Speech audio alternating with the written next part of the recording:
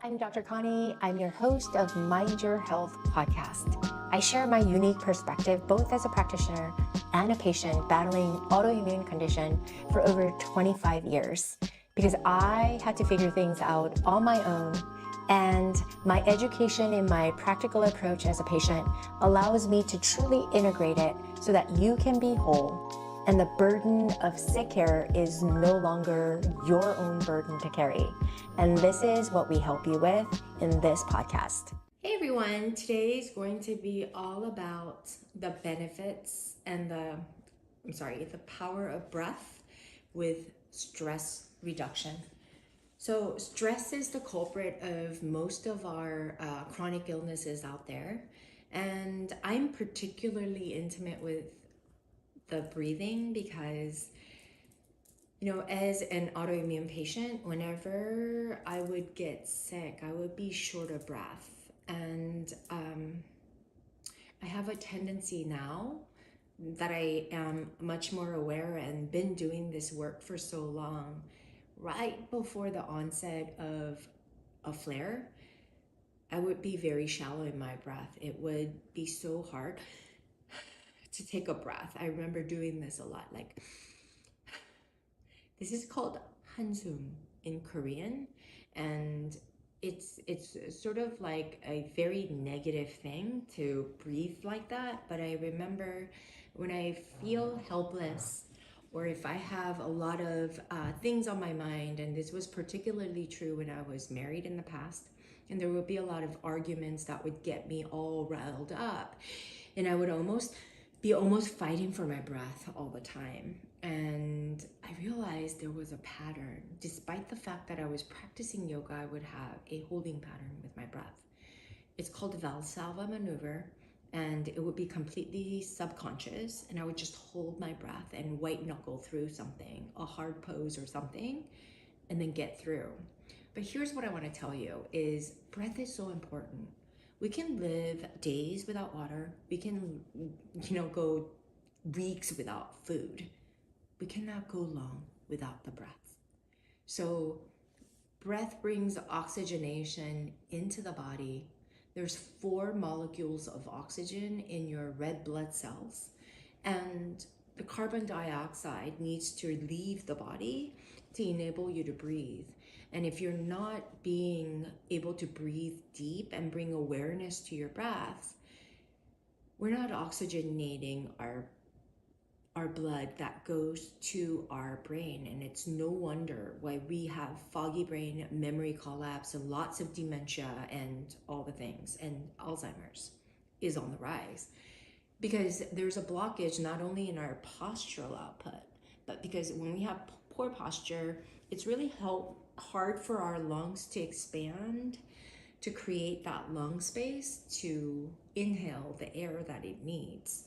And in yoga, this is particularly beneficial, and we focus a lot on the breathing for that reason, because all your organs are cased sort of underneath your thoracic spine, under the cage, rib cage. And God designed it so that we protect our organs on the inside.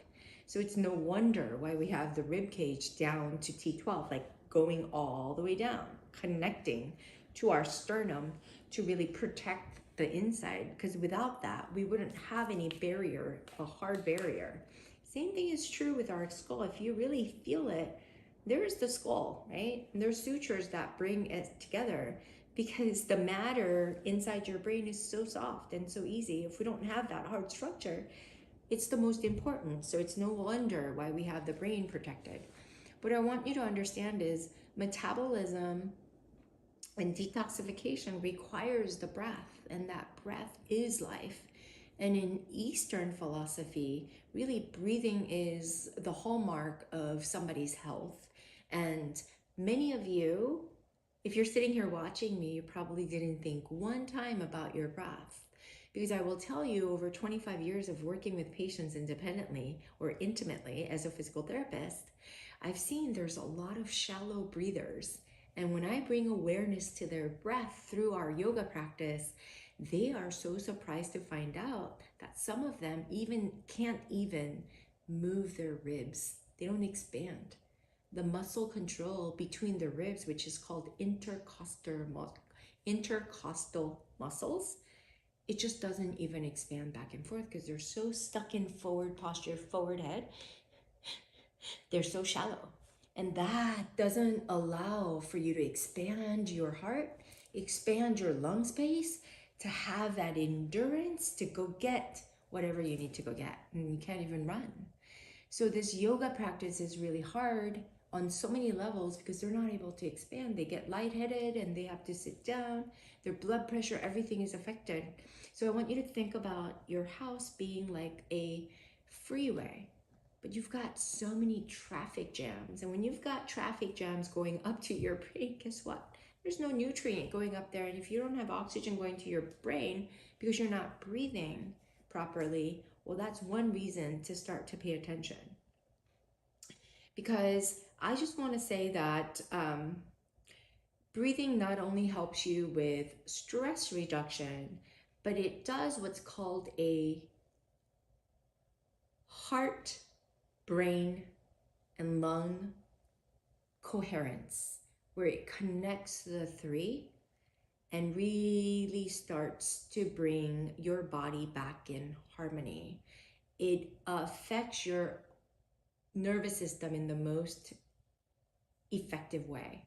And by nervous system, not just talking about autonomic nervous system, the fight or flight and the rest and digest, parasympathetic and sympathetic, but I'm thinking about also, or talking about also, the somatic nervous system, which is musculoskeletal system, because your muscles, your brain, and your heart, your lungs, everything needs oxygenation. If there's no flow to all areas of your body, there is no chance that you can survive. A study published in the International Journal of Yoga found that slow, deep breathing reduced stress and improved cognitive function. And a lot of inversion poses like the downward dog or even headstands for that reason is because we're able to pull whatever is from the feet all the way down or from the heart all the way down to the brain, because we put our bodies in that physical position to induce that flow of oxygen through the blood supply to our brain and really moving it. Because there's a lot of binds and twists and a lot of holding patterns with the poses. And that's connected by the breath for that reason. We focus a lot on Ujjayi breath to connect the flow.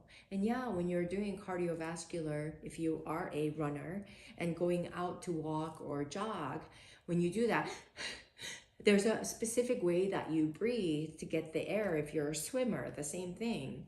You build lung capacity over time, and that breath is super important. So the question isn't how to breathe, it's bring awareness to your breath and to make sure we're able to facilitate the deep breaths. And in order for us to deep breathe, we need to be able to have the proper posture by sitting up nice and tall. And sitting up nice and tall is all good, but it's not about pull the shoulders back, put your head up high. It's not about that. It's more about the core. Your core muscles span from the below your ribs all the way down to your pelvis. That's the transversus abdominis at the front. Up at the top is your diaphragm, which is intimate with your breath. It's the autonomic muscle that allows us to expand and contract to get the lungs to really inhale and exhale, as well as the pelvic floor down at the bottom to really help us to create this. And it works in conjunction with the diaphragm. And then on the back side of the spine, there's the multifidi that helps us. That core muscles make up those four. It's not the sit-ups, it's not the rectus abdominis, the six-pack muscle that you can clearly define, because I will tell you, there are very clearly defined abdominal muscles, but I've met a lot of patients who have that, but they have very weak core because of the improper training of the postural muscles underneath it. That it consists of the core muscles that I just mentioned. So with that being said, I want you to sit up nice and tall. I told you about the importance of core, because that core needs to stay activated through your yoga practice or your any exercise endeavors or any movement patterns, as well as when you're working. I need you to sit up nice and tall, plug the navel to the spine, and by doing so, it's going to shift the pelvis a little bit forward to allow the spine to be perpendicular to your pelvis. Once that is established, then you place your hands. I like to put right hand over your heart, left hand over your belly. Close your eyes and just take a deep breath in through your nose and extend the spine and feel the ribs expanding and extending your spine slightly. And then as you exhale, do it with the mouth open.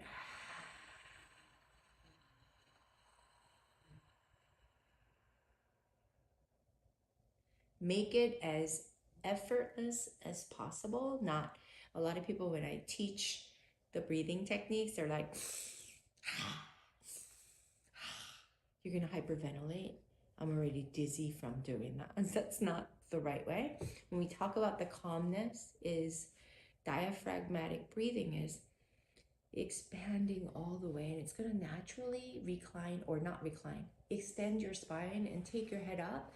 Pelvis starts to rock forward to create that room from the pelvis to the rib cage, expanding the lungs, and then exhale nice and slow.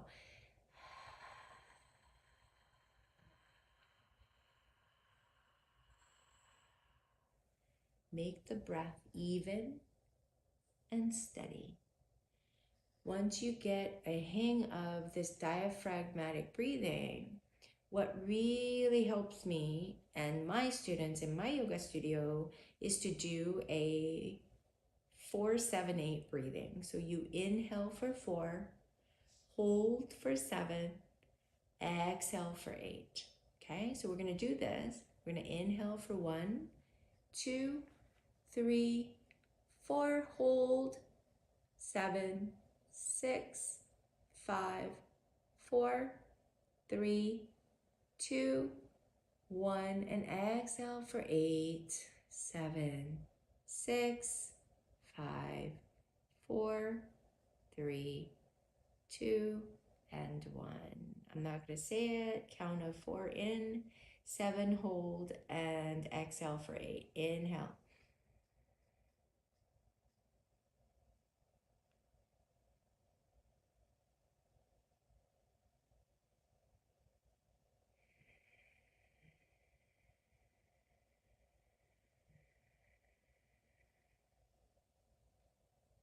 When you do that, you can be intimate with your breath, and just by you being aware of your breathing patterns, you're able to voluntarily, with control, bring awareness to your breath, expanding your lung space, understanding there's a left lobe on the left side, right lobe on the right side.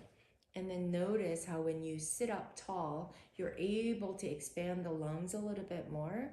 And if you're one of those people that are stuck in flexion because of all the work you do, well, I want you to get in the habit of expanding the lung space so that you can condition your body to mobilize over time, driven by your awareness, to gently create a new path for your body so that it can find harmony from within.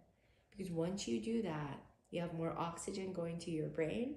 You're going to have so much more power. When you've got more oxygen going to your brain, well, that's your central nervous system. It's oxygen is the fuel for the brain to optimize, and more blood circulation to the brain is a benefit to you so that it can affect positively the autonomic nervous system, which is an extension of the central nervous system, as well as your musculoskeletal system, which is your somatic nervous system. I hope everything is coming together to make sense of the whole.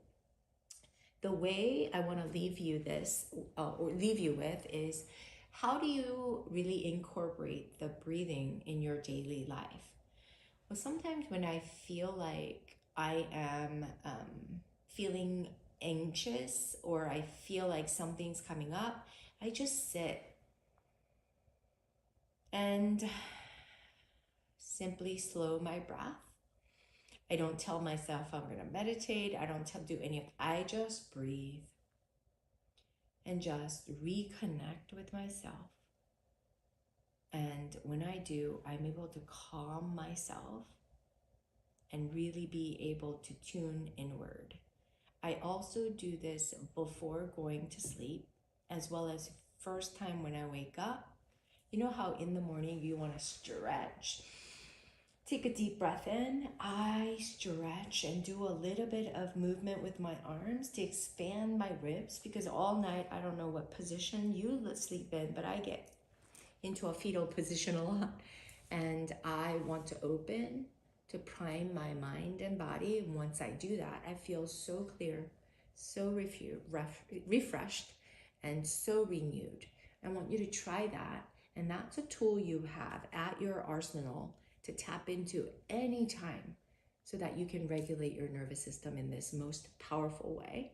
So I hope that that helped you, as well as leading it back to the stress reduction is when you have the direct control of your nervous system, specifically the autonomic nervous system, to shift from sympathetic to fight or flight to parasympathetic, which is rest and digest, and you can do that with a snap of your fingers. That is the power that I want you to have to reconnect and regulate your own nervous system, really for optimal health on the spot. So let me know what you think. Would love to hear from you. I'll see you guys all next time. Thank you for listening to the Mind Your Health podcast.